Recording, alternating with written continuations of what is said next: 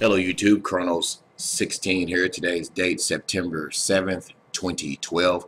Just want to briefly talk about the earthquakes that are in Japan. That started about a little over 9 hours ago with a 5.6 earthquake.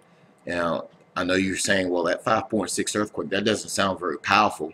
As we pull up earthquake 3D here, you can see these series of earthquakes, 5.6, 4.8, another 5.6, and the 4.9. Hit in the Japan area, and you would say to yourself, well, these are not very powerful earthquakes. Well, they're not, but this earthquake was only 6.2 miles deep.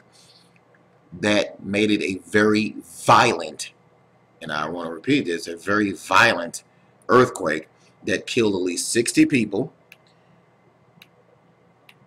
seriously damaged 120 or destroyed 120,000 homes.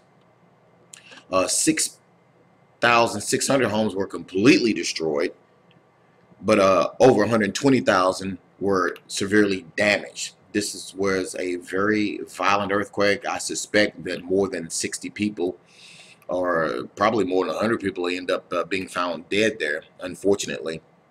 But this is just to prove a point. The reason why I'm making this video is because I haven't seen anyone else on YouTube really talking about it. A few people, but not many.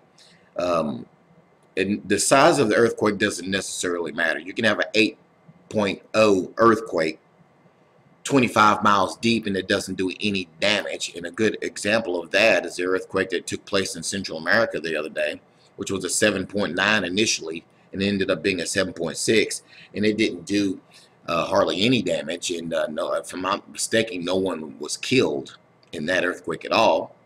And then you go back over here to China today, where the earthquake was only a 5.6, but it was like 4.4 to 6 miles deep, and it killed all those people and damaged all those homes.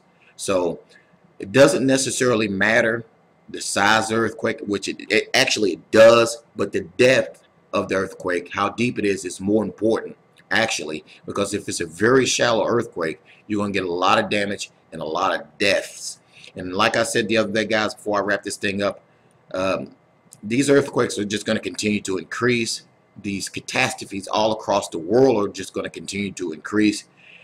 I'm telling you right now, if you don't have Jesus Christ in your life, you're going to be lost in this mess and probably get destroyed by it. If you don't have him in your life, get on your knees, ask Jesus to come into your life, forgive you of your sins. You forgive people who have done wrong against you. That's very important, to forgive others. But also ask God to forgive you and to come into your life. And I guarantee you, and I